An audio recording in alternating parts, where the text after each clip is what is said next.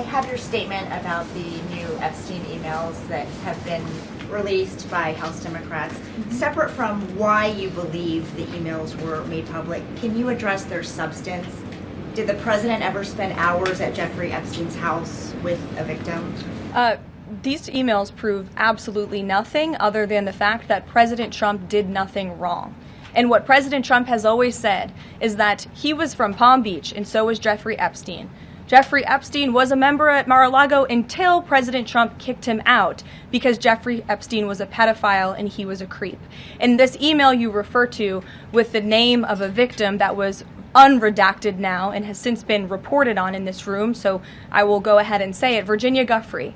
And it was CBS's own reporting, Ouija, that recently wrote that Miss Giuffre maintained, and God rest her soul, that she maintained that there was nothing inappropriate she ever witnessed, that President Trump was always extremely professional and friendly to her.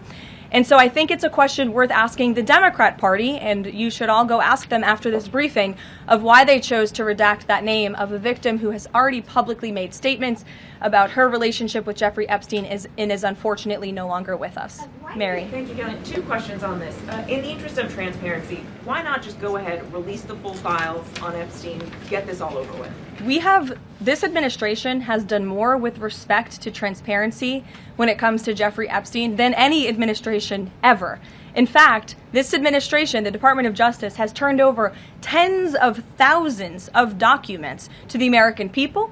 We are cooperating and showing support for the House Oversight Committee. That's part of the reason you are seeing these documents that were released today, because of the House Oversight Committee's and Republicans' efforts to get these out to the public. This administration also moved, the Department of Justice also moved to unseal grand jury testimony, which we know, unfortunately, a judge declined those requests.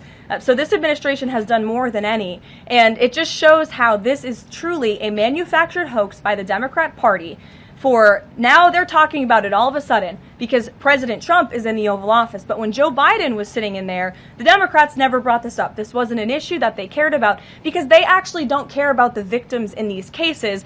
They care about trying to score political points against President Trump, as we have, of course, seen with this government shutdown. And this entire thing, again, it's not a coincidence to the American people at home. There are no coincidences in Washington, D.C. And it is not a coincidence that the Democrats leaked these emails to the fake news this morning ahead of Republicans reopening the government. This is another distraction campaign by the Democrat and the liberal media, and it's why I'm being asked questions about Epstein instead of the government reopening because of Republicans and President Trump. But given your interest in transparency, Karoline, why are White House officials then meeting with Representative Boebert in an effort to try and get her to not sign this petition calling for the release of the files? Doesn't it show transparency that members of the Trump administration are willing to brief members of Congress whenever they please? Doesn't that show our level of transparency?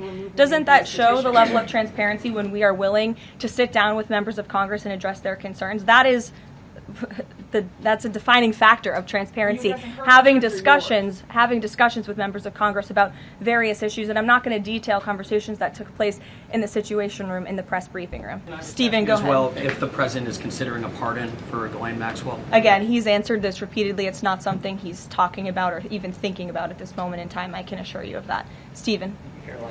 Democratic members of Congress have invited Britain's former Prince Andrew to testify on the Epstein scandal. I was just wondering if President Trump thinks that former Prince Andrew should indeed come and testify to Congress on that. I haven't spoken to him about that specific matter, but I can ask him and get back to you.